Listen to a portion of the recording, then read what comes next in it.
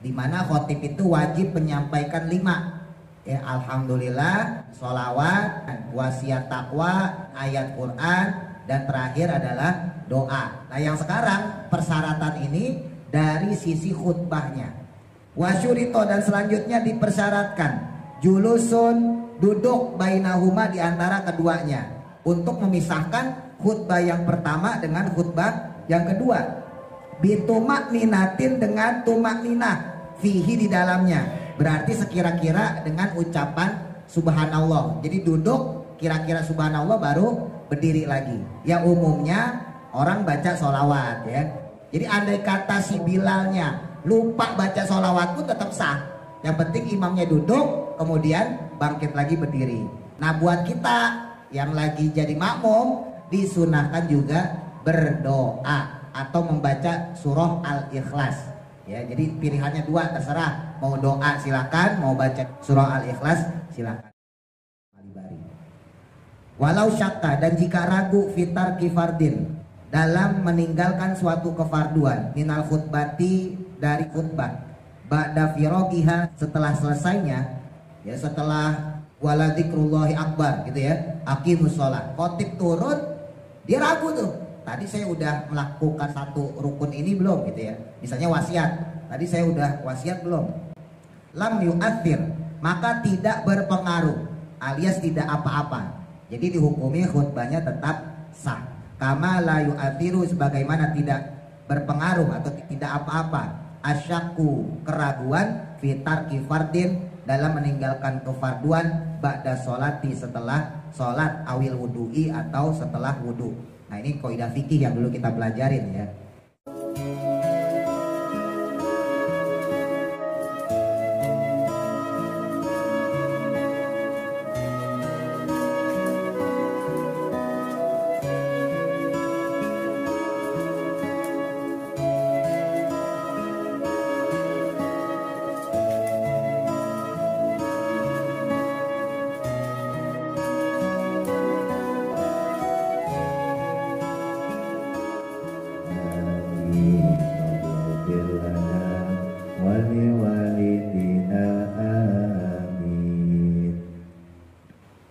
Kembali masih tentang khutbah salat Jumat.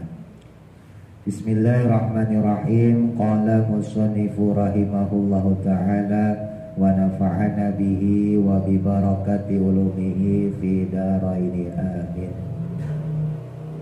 Wa yusannu, dan disunahkan dalam doa pada khutbah Jumat dan juga khutbah yang lain termasuk Idul Fitri, Idul Adha ya. Ad-du'a'u, yaitu berdoa, liwulatis sahabati, untuk walinya para sahabat. Qot'an, secara qot'i ya.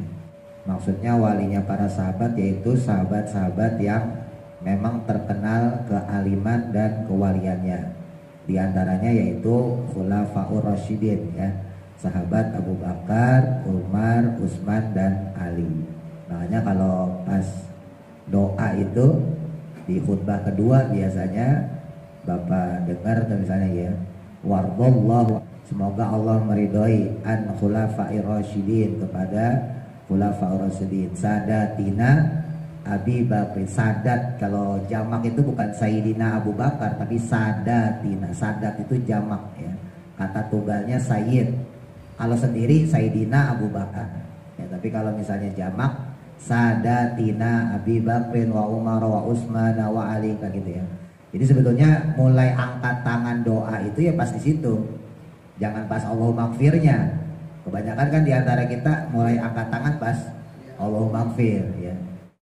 Kan pertama biasanya khotib baca ayat yang innallaha itu ya. Innallaha wa malaikatahu yusholluna 'alan nabi ya ayyuhalladzina amanu shallu 'alaihi wa sallimu taslima. Terus baca sholawat biasanya. Allahumma shalli wa sallim ala sayyidina Muhammadin wa ala alihi wa sahbihi ajmain. Nah, kalau disambung tuh, wardallahumma an khulafa'ir rasyidin sadatina. Itu udah mulai doa aslinya. Ya.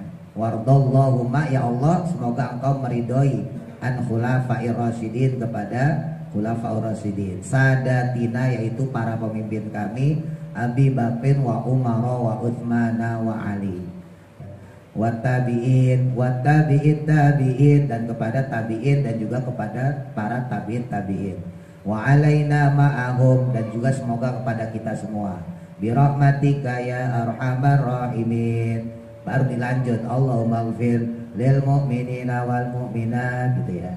Ya memang udah kebiasaannya di Allahumma ighfir itu. Sebetulnya kalau doanya sendiri itu sudah masuk dari setelah sholawat dan kemudian doa kepada sahabat. Wakada dan demikian pula sunnah maksudnya liwulatil muslimina untuk wali atau ulamanya orang-orang Islam.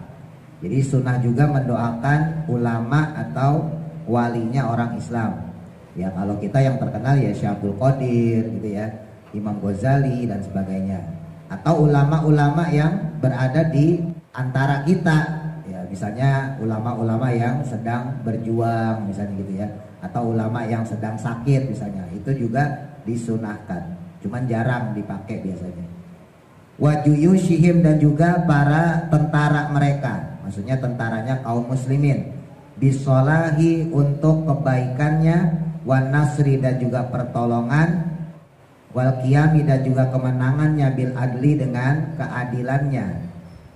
Nah, termasuk di dalamnya juga mendoakan tentara kaum muslimin ya. Makanya biasanya di penghujung sebelum selesai itu ada lafaz Allahumma aizil islam wal muslimin. Nah itu juga termasuk doa untuk tentaranya kaum muslimin. Wa ahlikil kafarata wal musyrikin damir ad-da'adid dan seterusnya itu. Walaupun kalau di negara kita nggak ada peperangan, tapi di tempat saudara kita kan di Palestina sampai sekarang masih perang ya.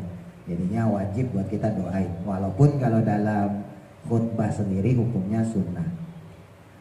Wadikrul manakibi dan penyebutan manakib. Manakib itu biografi ya atau keseharian ulama.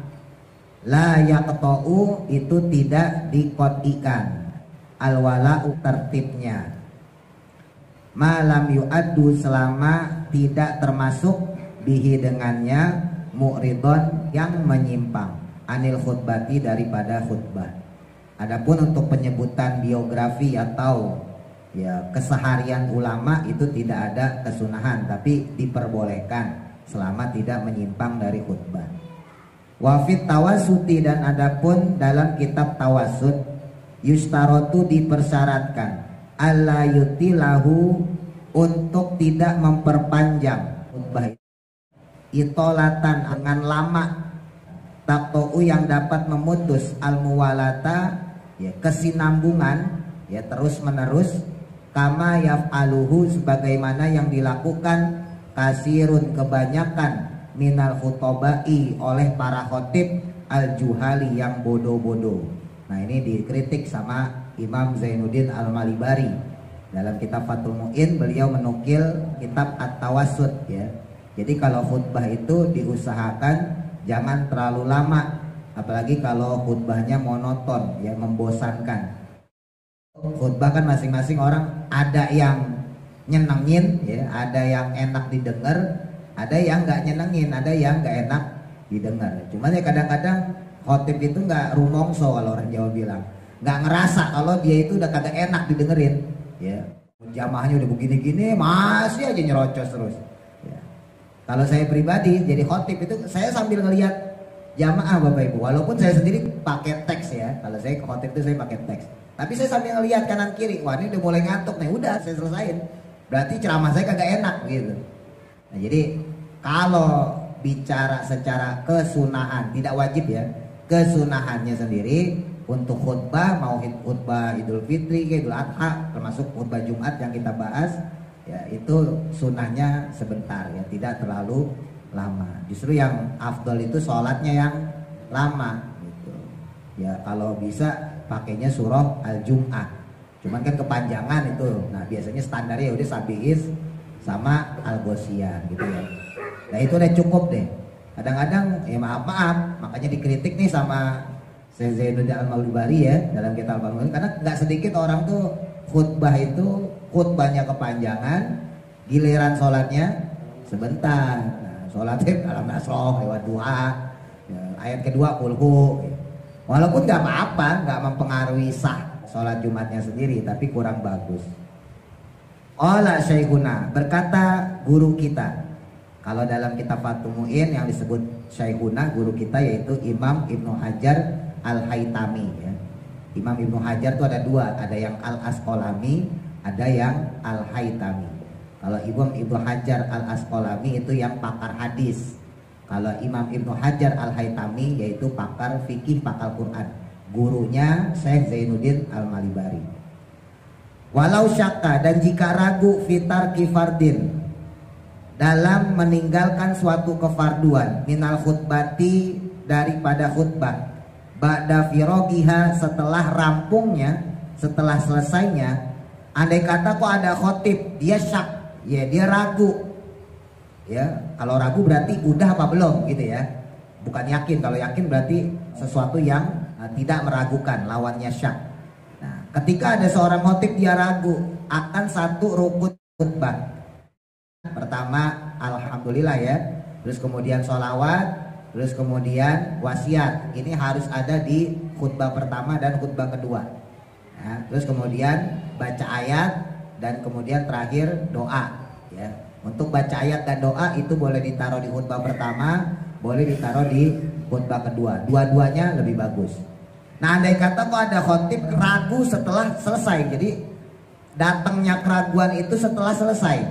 Ya, setelah wala dzikrullahi akbar gitu ya, aqimus sholat, khotib turun, dia ragu tuh, tadi saya udah melakukan satu rukun ini belum gitu ya, misalnya wasiat, tadi saya udah wasiat belum, lam yu'athir, maka tidak berpengaruh alias tidak apa-apa, jadi dihukumi khutbahnya tetap sah. Kama la yu'athiru, sebagaimana tidak berpengaruh atau tidak berefek, tidak apa-apa, asyaku, keraguan, fitar kifardin, dalam meninggalkan kefarduan, ba'da sholati, setelah sholat, awil wudu'i, atau setelah wudu. Nah, ini kaidah fikih yang dulu kita pelajarin ya. Sama halnya ketika ada orang dia ragu, ragunya itu selesai sholat, bukan dalam sholat, hati-hati ya. Atau ragunya itu selesai wudu, bukan dalam wudu, hati-hati ya, beda ini ya. Jadi dihukuminya sama. Jadi andai kata ada khotib selesai dia khutbah, wala dzikrullahi akbar, aqimis sholat, ketika dia turun tangga dia ragu dalam hati, tadi saya wasiat apa belum ya, maka tidak berpengaruh. Nah, itu tetap sah khutbahnya, jadi gak ada masalah ya. Nah, begitu pula halnya dalam hukum sholat dan wudhu. Jadi kalau ibu bapak misalnya salam nih, assalamualaikum warahmatullah, assalamualaikum warahmatullah, wah tadi saya baca Fatihah nggak ya, maka dihukumi baca Fatihah karena sholatnya selesai. Beda halnya kalau ragunya itu sebelum selesai, hati-hati nih. Kalau bapak ibu ragunya itu di dalam sholat, pokoknya belum salam ya, belum selesai, maka wajib menambah 1 rakaat lalu kemudian sujud sahwi. Ingat-ingat tuh pelajaran kemarin. Begitu pula dengan wudhu. Ketika kita wudhu, wudhunya kok udah selesai, udah basuh kaki, kemudian yang hafal doa ya doa, yang gak hafal yang langsung kabur. Ketika sudah basuh kaki selesai, kita ragu nih, tadi saya udah basuh muka belum ya? Muka kan wajib ya. Atau saya udah basuh kepala belum ya? Kan kepala juga wajib. Nah, maka dihukumi sudah membasuh ya. Jadi kalau ragunya setelah selesai, maka dihukuminya sudah melakukan. Tapi kalau dalam kondisi melakukan, lagi sholat kok ragu, lagi wudhu kok ragu, maka harus diulangin. Begitu pula ketika menjadi khotib ya, ketika dia ragunya ada di dalam khutbahnya, maka wajib menambahkan rukun yang belum disampaikan. Titik.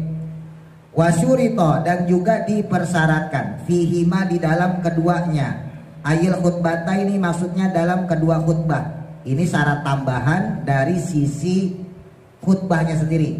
Kalau yang kemarin itu adalah dari sisi khotib ya, dimana khotib itu wajib menyampaikan 5 ya, alhamdulillah, terus kemudian sholawat, kemudian wasiat takwa, kemudian ayat Quran, dan terakhir adalah doa. Ini dari sisi khotib ya, dari sisi khotibnya sendiri. Nah, yang sekarang persyaratan ini dari sisi khutbahnya. Yaitu yang pertama, dipersyaratkan kedua khutbah, baik khutbah pertama maupun khutbah kedua, isma'u, yaitu terdengar, arba'ina, akan 40 orang. Ai maksudnya tis'atin wasalasina, yaitu terdengar oleh 39 orang, siwahu selain khotib. Jadi maksudnya termasuk khotib berarti 40. Nah, jadi ketika khutbah itu disampaikan maka harus terdengar minimal oleh 40 orang. Jadi andai kata ada 100 orang, ya 50-nya itu mendengar, ya berarti kan lebih dari 40 ya. Walaupun yang 50-nya ngobrol misalnya, nah itu tetap sah khutbahnya. Miman dari orang, tan akidu yang mana memenuhi sahnya, bihim dengan mereka, apa al jum'atu Jumat, al arkana akan rukun-rukun. Nah, jadi 40 orang tersebut yang mendengarkan khutbah itu adalah orang-orang yang memang secara Jumatan sah. Yang kemarin sebelumnya kita bahas ya, berarti dia laki-laki, ya baligh, berakal, mukim, itu kan persyaratan Jumat. Jadi andai kata kok 40 orang yang mendengarkan ini salah satunya bukan mukim, sementara orang yang tidak mukim, yang musafir, dia tidak terkena wajib Jumat, maka khutbahnya tidak sah. Atau misalnya yang mendengarkan 40 diantaranya adalah anak kecil, maka ini juga mempengaruhi khutbah tersebut, berarti khutbahnya tidak sempurna. Ya, berarti gimana? Ya udah sholat zuhur berarti, bukan sholat Jumat lagi, atau diulang kalau mau ya khutbahnya. Nah makanya ini bolak-balik saya sampaikan, Bapak Ibu yang ngaji ini sebetulnya suatu keunggulan, karena nggak sedikit orang nggak paham. Ya, ada yang berangkat Jumatannya telat misalnya, ada yang berangkat tapi ngobrol misalnya, ada yang berangkat ya, kemudian pules dari awal, khotib baru naik udah pules duluan, ada yang kayak gitu, macem-macem lah ya. Nah, tapi apakah seluruh khutbah wajib didengarkan? Nah, disebutkan di sini la jami al khutbati, bukan seluruh khutbah. Jadi nggak perlu seluruh khutbah, asal udah kedengeran aja itu rukun-rukun khutbahnya, maka itu sudah sah. Qala, berkata Syekhuna guru kita ya Al-Imam Ibnu Hajar Al-Haytami, la tajibu, tidak wajib, al-jum'atu, sholat Jumat, ala arba'ina, atas orang 40, ba'duhum, yang mana sebagian mereka itu asomu tuli. Nah, andai kata kok ada orang 40, kan bisa berarti ini secara syarat khutbah, tapi salah satunya budek ya, salah satunya tuli ya, berarti kagak usah sholat Jumat ya, gara-gara satu orang tuh, bayangin. Nah kan kalau sekampung budek semua lucu, makanya hati-hati. Walatasihu, dan tidak sah juga ma'awujudil laktin, beserta adanya keributan, yamna'u, yang mana bisa mencegah sima uruknil khutbati, akan terdengarnya rukun khutbah, alal muktamadi, menurut kaul yang muktamad, menurut kaul yang dipegang, fihima, di dalamnya. Tuh, termasuk juga ketika khutbah tersebut didengarkan oleh orang banyak, lebih dari 40, tapi terdengar suara keributan, suara bising, hati-hati tuh ya, maka itu juga menyebabkan khutbahnya tidak sah ya. Makanya kalau misalnya nih, kalau seandainya aja ya, seandainya diantara Bapak Ibu misalnya kebetulan lagi dadakan lewat suatu masjid naik motor pas lagi khutbah, nah ini sekalian adab juga, matiin motornya, jalan. Ini kan kalau darurat, berarti kan gak tiap hari ya. Jadi usahain seperti itu. Supaya apa? Supaya suara motor itu enggak mengganggu orang yang berada di dalam masjid dalam mendengarkan khutbah Jumat. Nah termasuk di dalamnya sebetulnya suara anak kecil. Anak kecil kalau Jumatan kan pada teriak-teriak tuh. Makanya sebelum sholat Jumat atau sebelum khutbah Jumat diusahakan anak itu udah tertib. Cuman kalau udah mulai khutbah ya kagak boleh. Susut aja kan kagak boleh. Ya ketika sudah mulai khutbah udah gak boleh lagi ada kata atau suara. Wa in kholafa, walaupun khilaf ya, berbeda fihi, di dalam qaul tersebut, jami'un ya, sekelompok, kasiruna, kebanyakan ulama, walaupun ini terjadi perbedaan pendapat di antara kebanyakan ulama ya. Jadi menurut ulama yang lain ya, walaupun ribut, walaupun bising, walaupun rame ya tetap sah. falam yustaritu, dan tidak dipersyaratkan ya mendengar tadi maksudnya ilal huduri, kecuali bagi orang yang hadir fakot saja. Jadi cukup hal tersebut bagi orang yang menghadiri sholat Jumat saja. Wa alaihi, dan padanya pada qaul tersebut ya dulu menunjukkan kalamus syaikhaini, kalamnya atau ucapannya dua imam ya. Syaikhaini ini berarti Imam Rafi'i dan Imam An-Nawawi. Biasanya Imam An-Nawawi dengan Imam Rafi'i itu beda pendapat ya. Pada masalah ini beliau itu sepakat ya bahwa tidak dipersyaratkan mendengar tadi kecuali bagi yang hadir pada sholat Jumat. Fi ba'dil mawadi'i, pada beberapa tempat. Wala yustarotu, dan juga tidak dipersyaratkan kaunuhum, keberadaan mereka di mahali sholati, dalam tempat sholat Jumat. Ya, jadi nggak ada juga persyaratan harus benar-benar di dalam tempat sholat Jumat. Ini kan karena di zaman Nabi dulu pernah saya sampaikan ya, itu orang sholat Jumat itu sampai keluar Bapak Ibu, jadi meluber lah dari masjid. Ya sama lah kayak di Jakarta ya. Mayoritas di Jakarta itu kalau sholat Jumat itu ya meluber sampai halaman, sampai parkiran, bahkan di tempat kita sampai jalanan. Nah, jadi yang mendengarkan di sini itu nggak mesti harus yang ada di dalam masjid. Di luar masjid pun kalau terdengar melebihi 40 orang berarti khutbah Jumatnya sah. Jadi gak mesti yang harus di dalam masjid. Wala fahmuhum, dan tidak juga harus paham keberadaan mereka lima dengan apa-apa yasma'unahu, yang mereka mendengarkannya. Gak juga diwajibkan paham. Ya kan kalau pas awal bahasa Arab ya kan kebanyakan di antara kita kemana ngerti. Tapi kalau Bapak Ibu udah belajar dari sini kan setidaknya bisa tahu lah ya. Intinya pokoknya kalau sholat Jumat pas khotib naik mimbar itu intinya udah cuma 5 lah. Pasti alhamdulillah ya, sholawat, terus kemudian wasiat takwa, terus kemudian baca ayat, terus terakhir doa. Udah intinya itu. Walaupun kita tidak paham isinya, ya walaupun kita nggak ngerti, mungkin hadisnya kebanyakan, ya mungkin kita ngelihat sesuatu yang membuat kita nggak konsentrasi gitu ya. Setidaknya ketika dia berbicara itu sudah membuat paham diri kita apa yang dimaksud kalau kita belajar. Ya berhubung kita belajar berarti kita udah paham tuh ya apa yang bakal disampaikan sama si khotib. Ya kadang-kadang kan ya si khotib sendiri ketika nyampein mungkin kurang jelas suaranya ya atau muter-muter ya macam-macam lah ya namanya khotib.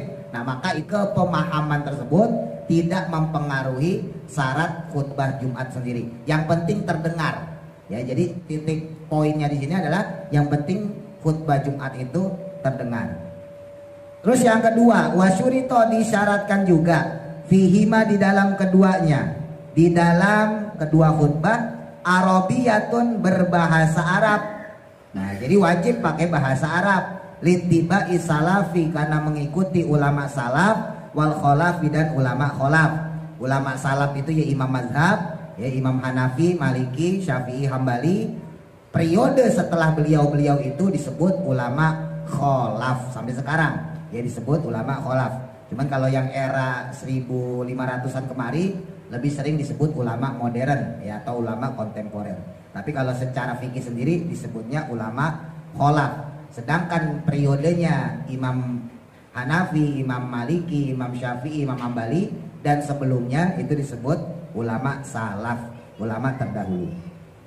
Titik. Wa faidatuha, dan adapun faedahnya ya di mana khutbah bil arabiyati dengan bahasa Arab ma'adami ma'rifatihim, dengan tanpa ya mengetahui atau mengerti mereka laha akan khutbah tersebut. Itu al ilmu ya pengetahuan bil waizi, dengan nasihat fil jumlati, dari garis besarnya. Jadi untuk khutbah dengan bahasa Arab ini mengikuti persyaratan sebelumnya ya, tidak harus sampai orang itu benar-benar paham. Kalau Bapak Ibu misalnya datang ke daerah-daerah pelosok ya, itu masih banyak yang masjidnya itu ceramahnya full bahasa Arab ya, fullnya bahasa Arab. Jadi nggak ada bahasa Indonesianya, nggak ada bahasa Jawanya. Kalau di kampung-kampung kan masih banyak ya, termasuk saya sendiri waktu di Jombang tuh Ya kiai itu ketika habis ceramah bahasa Arabnya kemudian pakai bahasa Jawa. Kalau di Jakarta ya setelah bahasa Arab pakai bahasa Indonesia. Tapi ada di beberapa masjid itu full aja bahasa Arab. Nah itu kan kalau orang awam pasti kagak ngerti. Nah apakah itu menggagalkan khutbah Jumat? Enggak. Ya karena titik tekannya tadi ada pada pendengaran. Walaupun nggak paham, yang penting ngerti intinya. Intinya khutbah pokoknya 5 tuh. Ya, alhamdulillah, sholawat, wasiat takwa, terus kemudian ayat yang terakhir doa. Udah pokoknya itu. Mau ceramahnya bahasa Arab model gimana, selama dia paham inti khutbah, maka khutbahnya tetap sah. Walaupun semuanya pakai bahasa Arab ya. Khutbah pertama pakai bahasa Arab, khutbah kedua juga pakai bahasa Arab. Olahu mengatakan Al-Qadiyu Imam Qadi Husain di sini ya. Wa illam yumkinu, dan jika tidak memungkinkan ta'lamuha untuk mempelajarinya, mempelajari khutbah bil arabiyati dengan bahasa Arab qabla doikil waktu, sebelum sempitnya waktu atau terbatasnya waktu. Andai kata ada orang satu kampung dia belum sempat belajar khutbah pakai bahasa Arab selama waktunya memang sempit ya, maka khutbah diperbolehkan khutbah minhum daripada mereka wahidun seseorang bilisanihim dengan bahasa lisan mereka atau dengan bahasa sehari-hari. Jadi andai kata kok ada orang satu kampung belum bisa bahasa Arab selama waktunya memang sempit ya. Kalau waktunya panjang nggak boleh. Kalau waktunya sempit maka diperbolehkan menggunakan bahasa daerah. Adapun yang kita lakukan sendiri, kalau Bapak Ibu yang di kampung tuh itu udah sempurna tuh. Bahasa Arab juga, bahasa daerah juga. Bahasa Arab berarti sempurna secara rukun khutbahnya, bahasa daerahnya disampaikan. Kalau di Jakarta ya pakai bahasa Indonesia, itu tujuannya untuk menyempurnakan pemahaman. Jadi bukan cuma dapat dengernya doang, bukan cuma dapat rukunnya doang, tapi jamaah juga paham. Tapi andaikan jamaah nggak paham dengan isi khutbah Jumat, itu juga nggak pengaruh. Yang penting khutbahnya terdengar. Wa in amkana, tapi jika memungkinkan ta'lamuha untuk mempelajarinya. Kalau mungkin bagi dia kok untuk mempelajari khutbah Jumat dengan bahasa Arab, wajaba maka wajib ala kullin bagi semuanya itu alal kifayati dengan status fardu kifayah. Artinya kalau satu kampung kok nggak bisa khutbah bahasa Arab, maka satu kampung dosa semua. Ya otomatis kan sholat Jumatnya soalnya nggak sah, gitu ya. Wa qiyamu qadirin, dan kemudian yang ketiga syarat khutbah Jumat yaitu mampu berdiri. Buat khotib dia mampu untuk berdiri. Alaihi baginya ya atas si khotib. Wa tuhrun, dan yang keempat suci min hadasin dari hadas akbaro yang besar, suci dari hadas besar, wa asgoro dan hadas kecil, wa an najasin dan juga dari najis, ghairi ma'fuwin yang tidak dimakfu anhu darinya. Berarti kalau najis makfu mah nggak apa-apa ya. Tapi kalau najis yang tidak dimakfu maka nggak boleh. Harus dalam keadaan suci, hadas kecil, hadas besar dan sebagainya. Fi saubihi, dalam pakaiannya, wa badanihi dan badannya, wa makanihi dan tempatnya. Makanya kalau andai kata ada khotib ya menyelesaikan khutbah pertama, lalu kemudian dia pas duduk kentut nih Bapak Ibu, wajib bagi dia wudhu kemudian melanjutkan khutbah kedua, gitu ya. Jadi andai kata dia meneruskan khutbah keduanya sementara dia dalam keadaan hadas, maka itu hukumnya tidak sah khutbahnya. Nah ini juga nggak sedikit khotib yang kagak ngerti tuh. Ya, jadi ada pernah suatu ketika, saya nggak usah sebutin lah masjidnya. Ya kebetulan saya jadi makmumnya di situ. Ya, ketika dia selesai khutbah pertama duduk, ya kemudian lanjutkan khutbah kedua. Selesai khutbah kedua, ya aqimus sholah gitu ya. Pas mau sholat dia minta orang gantiin, Pak gantiin saya wudhu dulu. Daripada jamaah nungguin, saya wudhu karena kebetulan di samping masjidnya ada tempat wudhu juga khusus imam ya. Kalau yang masjid-masjid sekarang kan jarang, harus di belakang. Nah ini enaknya di ruang khotib itu ada tempat wudhunya. Jadi si khotib masuk. Jadi yang biasa ngimamin lah yang ngimamin. Nah selesai sholat, saya sempat dengar pas lagi sholat ba'diyah. Ya namanya kuping kan, walaupun sholat tetap aja ya denger ya. Jadi saya sempat dengar. Tadi saya batal pas duduk sebelum khutbah kedua. Itu kaget juga saya. Saya lagi sholat itu saya dengerin, Pak tadi batal, iya. Tadi pas duduk mau khutbah kedua saya batal. Lah berarti kan khutbah kedua dia dalam keadaan tidak wudhu, nggak sah itu. Nah gimana ceritanya tuh khotibnya? Ya saya pura-pura nggak denger aja, saya sholat aja gitu. Tapi ini fakta kejadian. Sampai segitunya orang nggak tahu ilmunya untuk menjadi khotib ya, untuk khutbah. Makanya bahaya kalau nggak paham. Bukan cuman khutbahnya sendiri ya, tapi dari sisi khotibnya juga harus diperhatikan. Terus kemudian wasatrun dan menutup pilil aurati pada auratnya. Auratnya harus tertutup. Ya, kalau seandainya tersingkap maka harus buru-buru ditutup lagi. Wasyurito dan selanjutnya dipersyaratkan julusun, duduk bainahuma di antara keduanya. Nah, jadi duduk ini bukan sunnah Bapak Ibu, tapi syarat untuk memisahkan khutbah yang pertama dengan khutbah yang kedua. Bitumak ninatin dengan tumak ninah fihi di dalamnya, berarti sekira-kira dengan ucapan subhanallah. Jadi duduk kira-kira subhanallah baru berdiri lagi. Ya umumnya orang baca sholawat ya, Allahumma sholli wa sallim ala sayyidina Muhammad wa ala ali sayyidina Muhammad gitu. Tapi itu sebetulnya nggak ada pengaruh, yang penting duduknya itu. Jadi andai kata si Bilalnya lupa baca sholawat pun tetap sah. Yang penting imamnya duduk kemudian bangkit lagi berdiri.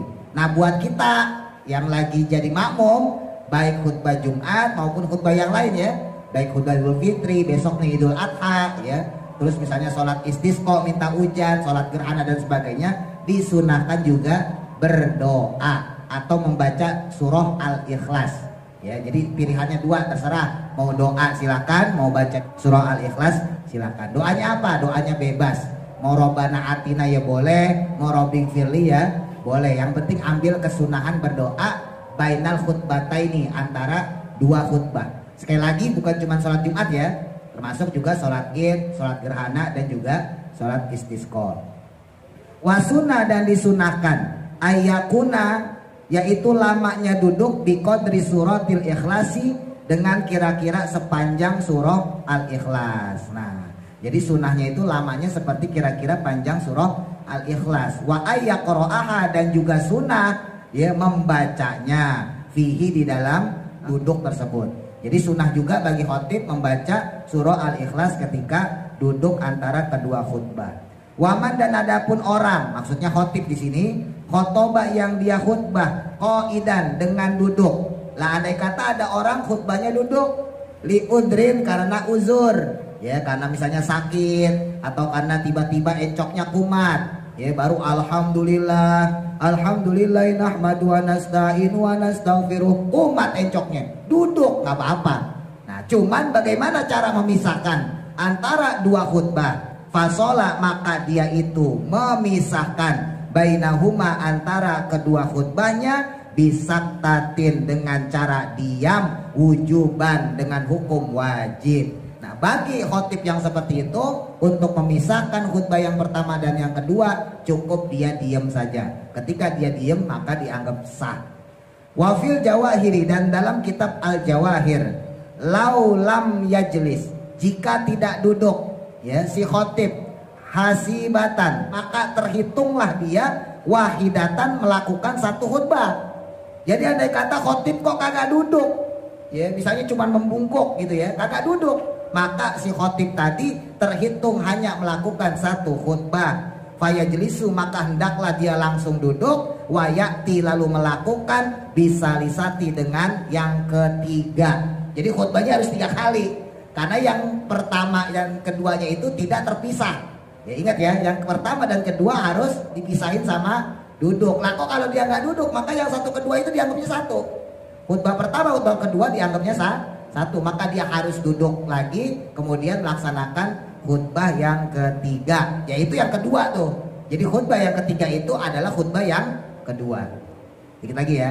Wawilaun, dan kemudian mualah ya, berkesinambungan terus menerus, bainahuma, di antara keduanya, wa baina arkanihima, dan di antara rukun-rukun keduanya. Jadi harus berkesinambungan atau terus menerus antara khutbah yang pertama dan juga khutbah yang kedua. Wa bainahuma, dan di antara keduanya, wa baina sholati, dan di antara sholat. Sama, Antara khutbah dengan sholat juga tidak boleh terjeda dengan lama. Bi alla yufasila, dengan tidak memisahkan atau jeda tawilan yang lama, urfan secara uruf, secara adat. Ya nggak boleh lama-lama. Ya ini tentunya secara adat. Maksudnya secara normalnya kelamaan seperti apa.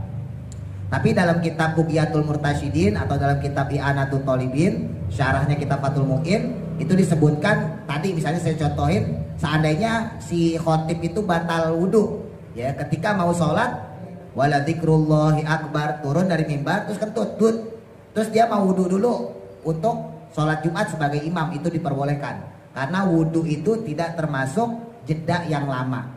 Ya, tapi kalau misalnya nelpon segala macam, nah itu kan ada jeda yang lama yang di luar kebutuhan sholat. Nah itu nggak boleh, bahkan batal khutbahnya. Jadi harus diulang lagi. Wasayati, dan akan diperjelas nanti, ya berikutnya nanti ada penjelasan an-nakhtilalal muwalati, tentang hilangnya mualah atau berkesinambungan, ya terus menerus bainal majmu'ataini, di antara dua sholat yang dijamak. Ini juga kalau nggak salah dulu pernah saya sampaikan ya. Andai kata ada orang kok sholat jamak, maka setelah sholat yang pertama, misalnya sholat zuhur asar, setelah sholat zuhur maka buru-buru deh langsung sholat asar. Makanya jedanya itu cuman qomat, nggak boleh macem-macem, nggak boleh balas WA dulu, nggak boleh nelpon dulu, baru kemudian lanjutin sholat kedua, sholat asar kagak boleh. Nah ini sama berlaku dalam sholat Jumat. Ya, jadi kalau bapak ibu melakukan sholat jamak nggak boleh dijeda lama, cuman sekedar qomat doang. Termasuk kalau tadi batal boleh ya, misalnya pas sholat zuhur pertama kok batal, mau sholat yang kedua karena dijamak kan, zuhur asar dalam satu waktu. Saya nggak bicara jamaknya apa ya, mau takdim mau takhir terserah, pokoknya mau sholat jamak zuhur asar atau antara maghrib dengan isya nunggu digabung, itu harus langsung. Nah ini disebut mualah ya. Jadi habis sholat zuhur jeda dengan qomat doang langsung sholat asar. Kalau sholat maghrib jeda qomat langsung sholat isya. Dipotongnya cuman boleh dengan qomat. Atau tadi seandainya batal wudhu, maka wudhu kemudian lanjutkan sholat. Jadi nggak usah wiritan, nggak usah doa. Walaupun kalau secara normal wiritan doa sunnah, tapi ketika melaksanakan jamak sholat nggak diperbolehkan jeda terlalu lama, termasuk di dalamnya ketika khutbah Jumat. Bifi'lir rok'ataini, dengan melakukan sholat 2 rakaat. Bal, bahkan bi aqalla mujzi'i, ya dengan sedikitnya mencukupi. Fala yab'udu, maka tidak beda jauh, ya ado betul, yaitu batasan bihada dalam hal ini. Guna di kasus ini ya sama ya, maksudnya antara menjamak sholat dengan jeda pada khutbah dan sholat Jumat. Karena pada hakikatnya sholat Jumat dengan khutbahnya itu masih satu setel Bapak Ibu ya. Bahkan waktu yang pertama bahasan awal, kalau Bapak Ibu masih ingat, khutbah itu menurut sebagian ulama fikih, bukan ulama hakikat, sebagian ulama fikih mengatakan khutbah itu termasuk 2 rakaat. Makanya kenapa sholat Jumat itu kok cuman 2 rakaat, karena 2 rakaatnya itu adalah khutbah Jumat gitu. Jadi ketika orang melaksanakan sholat zuhur kan 4 rakaat, kenapa sholat Jumat cuma 2? Karena yang 2 rakaatnya itu udah digantikan sama khutbah, makanya nggak boleh ada jeda di situ. Ya paham ya maksudnya ya. Wayakunu, dan sekaligus adanya bayanan sebagai penjelasan atau keterangan, nanti insya Allah ada lil urfi, secara uraf, secara normal. Wasunnah, dan kemudian disunahkan. Adapun sunnah-sunnah Jumatan insya Allah kita lanjutkan pekan selanjutnya. Wallahu a'lam, mudah-mudahan manfaat. Al-Fatihah. A'udzu billahi minasy syaithanir rajim. Bismillahirrahmanirrahim. Alhamdulillahi rabbil alamin.